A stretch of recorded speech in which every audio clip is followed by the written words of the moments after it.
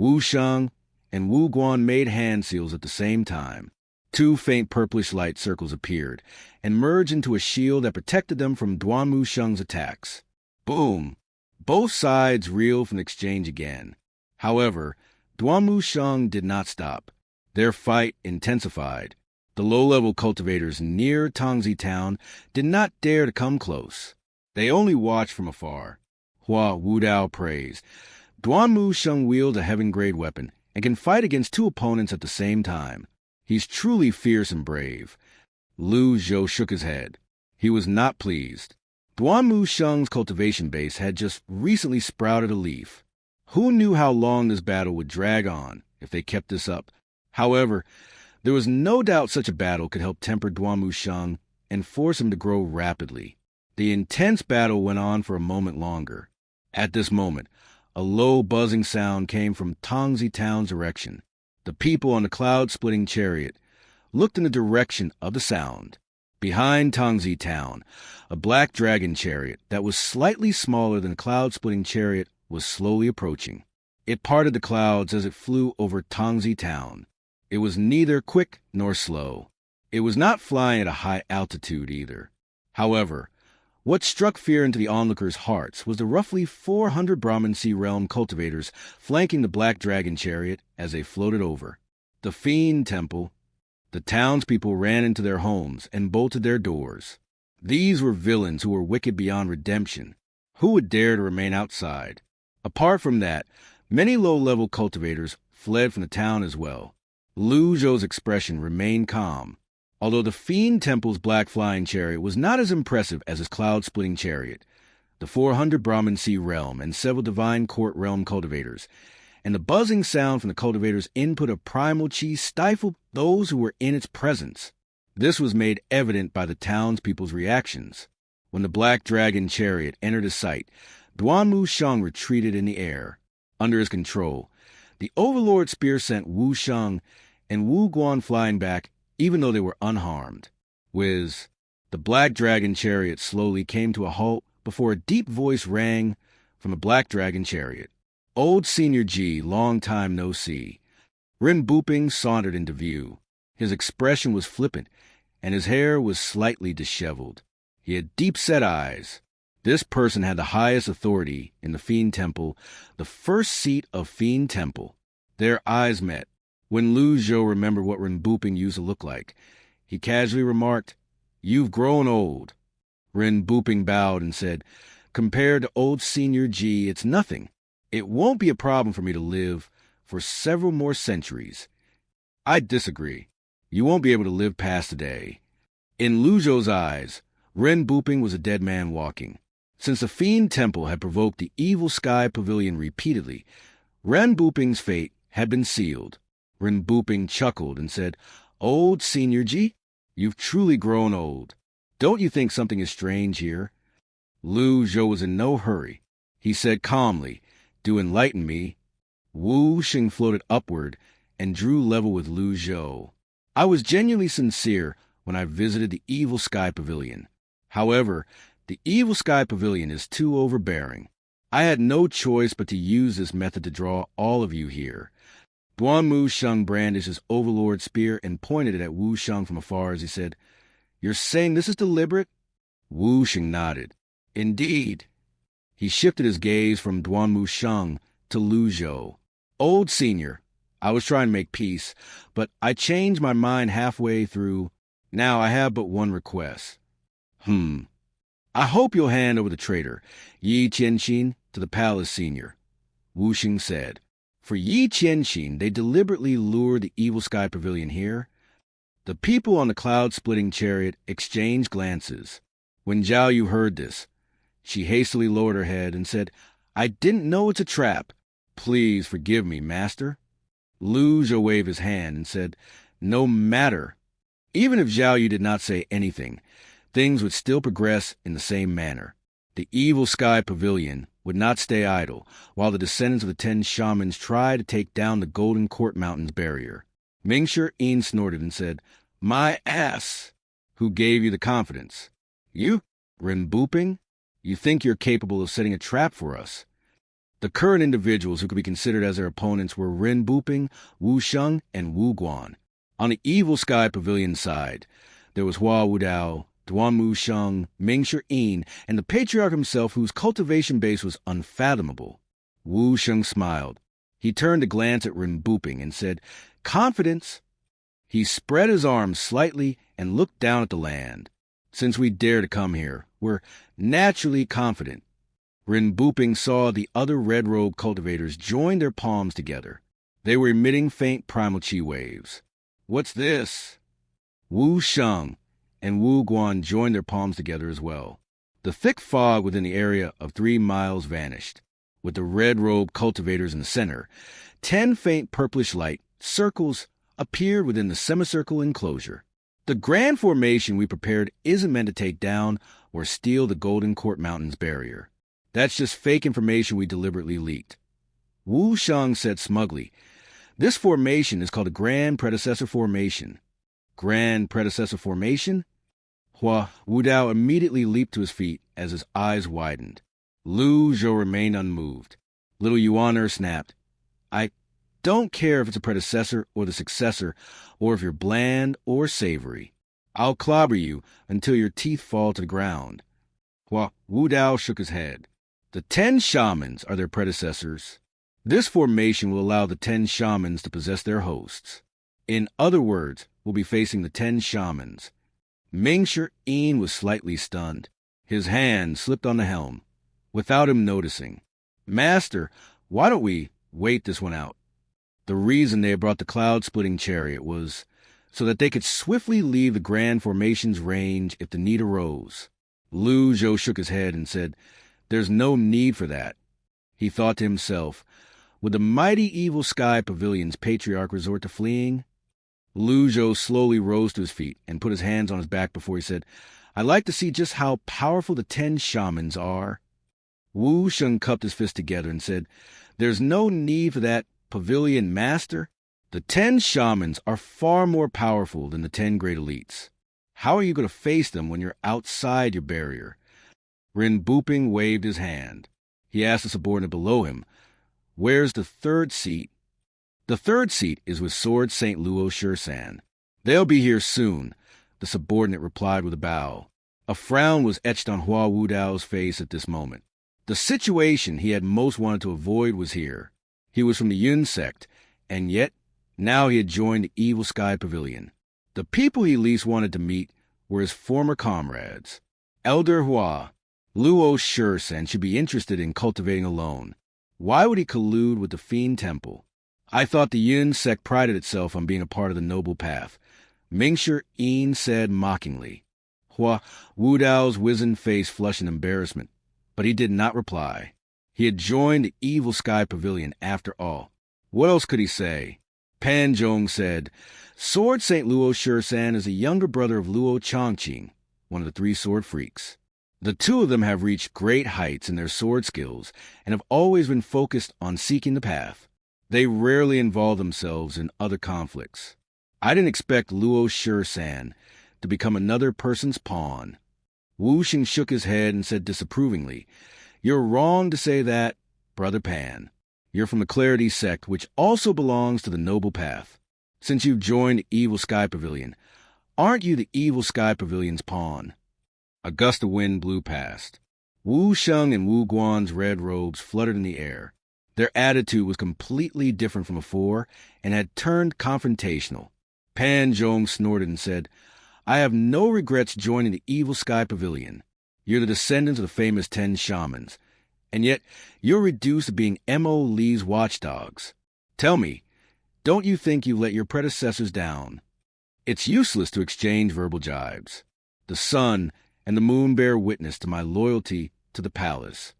Wu Sheng cupped his fists together. "Loyalty, my ass." Pan Zhong could not take this any longer as he said, "You dare tell me you're unaware of what kind of person Emoli is?" Wu Sheng had spoken with great confidence before this. However, upon hearing this, he frowned slightly. What do you know?" "What a coincidence," Pan Zhong said.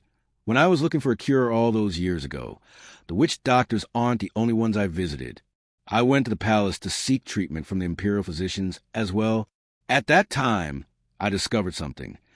Duanmu Sheng turned to look at Pan Zhong and said, spit out, what kind of person is Emoli? Emoli is the second prince's, Lu Huan, lover. Pan Zhong paused for a moment before he added, to be more precise, Emoli is the second prince's male lover. Mingshi Yin, Duanmu Sheng, Ren Buping. The air froze over. The atmosphere was awkward. Wu Sheng and Wu Guan had unnatural expressions on their faces at this moment. Even Zhou did not expect things to turn out like this. After going around in such a big circle, Emoli turns out to be a man? This revelation is too shocking. The people present on the scene had difficulties believing it. If that was the case, isn't the second prince Lu Huan Dong Xian was a Han Dynasty politician who quickly rose from obscurity as a minor official to being the most powerful official in the imperial administration of Emperor Ai within a span of a few years, with most scholars agreeing that Dong's quick career advancement came mostly because of his personal relationship with Emperor Ai, very likely a romantic and sexual one rather than a demonstration of abilities. Dong Xian won? No, Emoli should be the Dong Xian. As Zhou thought about it, he could not help but picture the second prince a reference to an episode involving Dong and Emperor Ai, who often slept together on the same straw mat. One afternoon, after Emperor Ai woke up from a nap, Dong was still sleeping, and Emperor Ai's sleeve was stuck under Dong's head. Rather than waking Dong up, Emperor Ai cut off his sleeve to allow Dong to continue to sleep, without disturbance, to cut his own sleeve with a knife too. Zhou turned to look at Fan Xiuwen, who was lying in the flying chariot. Fan Xiuwen had a murderous look on his face. His eyeballs seemed as though they were going to pop out of their sockets. His lips were trembling. Zhou wondered what Fan Xiuwen was feeling right now. He quickly shook his head to clear these distracting thoughts and focused his attention on Wu Sheng. Wu Sheng was visibly enraged. He pointed at Pan Zhong and said, "You insulted our predecessors, the 10 shamans, back at the Evil Sky Pavilion. I didn't hold it against you out of consideration for the pavilion master, but now you're insulting Lord Emoli. If I don't kill you, I will be ashamed of facing the 10 shamans." As soon as he finished speaking, he waved his hand. The 30 red-robe cultivators immediately gathered together. Their faint primal chi suddenly became unbelievably powerful. Meanwhile, the 10 faint purplish light circles on the ground shone with greater intensity. The power of the 10 shamans. Ren Buping laughed. "Ji Tiandao, looks like fleeing is your only option. The 10 shamans are nothing like the 10 great elites." The light circles were gradually filled with a faint purplish power and were completed in no time. Zhou looked at the 10 light circles and asked, "Is this the so-called power of the 10 shamans?" Wu Sheng's eyes began to turn red as he said, "I have but one request. Hand Yi Tianxin over. If you fulfill this request, I'll spare the Evil Sky Pavilion." His robes fluttered in the air as his primal chi spiked. Meanwhile, Wu Guan's eyes reddened as well. 1, 3, 5, up to 10 red-robe cultivators' eyes turned red as well. "You want Yi Tianxin?" Zhou asked. "Yi Tianxin is one of the bays. There's no need to fool yourself or others, old senior." Wu Sheng's aura spiked again. A hint of shock flashed past Ren Buping's eyes. He raised his voice and said, "Ji Tiandao, did you live so long for nothing? Don't you know the Bei's Chenghuang can extend your life beyond 2,000 years? Wu Sheng's head snapped back to look at Ren Buping, causing Ren Buping to fall silent immediately. Ren Buping could clearly feel that Wu Sheng's bearing and gaze had undergone a huge change. He was sure the person hovering before him was no longer Wu Sheng. At this moment, primal chi shot up from one of the faint purplish light circles on the ground and swiftly merged with Wu Sheng. The red-robe cultivators, who experienced no changes behind Wu Sheng, bowed and said in unison, "Greetings, Lord Wu Xian." There was a mountain in Great Yen called the Sculpted Jade Door. The movement of the sun and the moon were traced on it.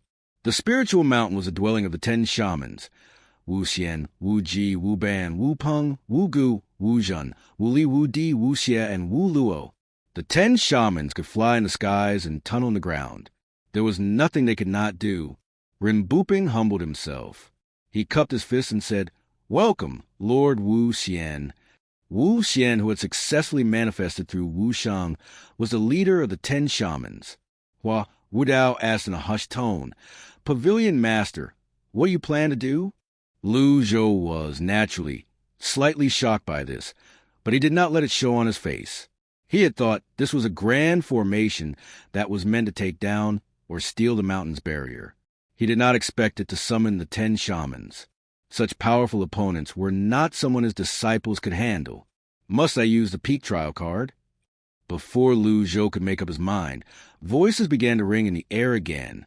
"Greetings, Lord Wu Ji." The faint purplish light circles shot out primal chi again. "Greetings, Lord Wu Ban." They hovered in the air with a demeanor befitting of the 10 shamans. Even the foolhardy Duanmu Sheng seemed dumbfounded. Wu Peng, Wu Gu, Wu Zhen, Wu Li, Wu Di, Wu Xie, and Wu Luo, the remaining 10 shamans possessed the bodies of the red-robed cultivators. A powerful purplish energy burned brightly around their bodies like flames. Their insignificant opponents were now formidable foes. 10 of them hovered before the cloud-splitting chariot.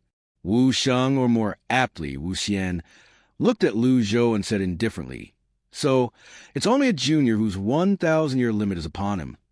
Only Wu Xian would be able to say something like this among everyone present on the scene. When Rinpoche heard this, he shuddered inwardly. This tone, "There's no doubt he's one of the 10 shamans." He said hastily, "Senior Wu, Cheng Huang is most likely inside Yi Qianxin. Please lend us your strength to obliterate the evil sky pavilion." The purplish flames around the 10 shamans were burning more and more vigorously. Their auras turned even more imposing as well. Although they did not circulate their primal chi, the fluctuations of primal chi around them were much more powerful than ordinary cultivators. The grand predecessor formation lives up to its reputation.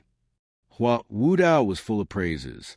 "Pavilion Master, I think we can consider Mingshi Yin's suggestion." This was a polite way of Hua Wudao agreeing with Mingshi Yin's suggestion of waiting this one out. Frankly speaking, it was suggestion to flee. The 10 purplish light circles were still emitting peculiar primal chi. The 10 shamans had manifested themselves in no time at all. Based on the situation before this, Lu Zhou had calculated that Duanmu Sheng and Mingshi Yin could handle Wu Sheng and Wu Guan. He only needed to use one deadly strike card on Rinpoche. There was no need to fear the others. They would be like loose pebbles. Even if Duan Xing and Luo Shirsan were here, Hua Wudao would be able to handle Luo Shirshan. Based on his impression, Duan Xing was a tactful person, so he might not even join in the battle. Even if he did, all Lu Zhou needed was another card. After calculating the prices of the card, he would still earn from this. However, the situation had clearly changed. The 10 shamans had manifested through the grand formation. They were the equivalent of 10 great elites. How could Lu Zhou's disciples be a match for them? Lu Zhou continued mulling over his options. The 10 shamans were already dead. If he used a deadly strike card and did not earn any merit points, would it not be too great of a loss? This was a slightly difficult situation. Wu Xian looked at the cloud-splitting chariot indifferently before he said in a deep voice, "Cheng Huang? Foolish." The others were puzzled by his words. Lu Zhou looked at Wu Xian of the 10 shamans. He spoke calmly. "Are you the leader of the 10 shamans, Wu Xian?" Wu Xian looked at Lu Zhou as well. "Are you Evil Sky Pavilion's master, Ji Tiandao?" Their tones were similar. Lu Zhou did not mind. Instead, he said, "Since you're one of the mighty 10 shamans, why would you become a Mo Li's lackeys?" Wu Xian's voice deepened. "You have no say in the 10 shamans' matters." He raised his palm. They were at different heights. Then he moved his arms in a circular motion. A faint purplish radiant circle with a diameter of 5 meters materialized before him and shot toward the cloud-splitting chariot. Lu Zhou was unmoving just like a mountain. This was because he had sensed the fluctuations in Hua Wudao's primal chi. Hua Wudao's 6 compatible Taoist seals shone. 6 huge scripts shone with golden light as they hovered around Hua Wudao. The 8 trigrams appeared under his feet, yin and yang intertwined. Boom! The 6 compatible Daoist seal had only appeared for an instant, and the faint purplish light circle was instantly repelled. Wu Xian's gaze turned to Hua Wudao. Daoist. Hua Wudao cupped his fists and said, "The 10 shamans have passed away and have no real corporeal bodies. The grand predecessor formation can only grant you 80% of your strength. It's also limited by time. Since you should be wise as a predecessor, why do you have to be indiscriminate between right and wrong? 80% is enough." Wu Xian waved his hand. Hua Wudao said, "Alas, witchcraft is ill-matched in close-quarter combat. It takes a long time to cast a spell. The cloud-splitting chariot can surely leave the area in time. You'll need to have the ability to do that in the first place." Wu Xie, the most junior of the 10 shamans, floated forward. Wu Gu, Wu Zhen, Wu Li, and Wu Di followed behind him. The 5 of them positioned themselves in front, while the remaining 5 stood behind them,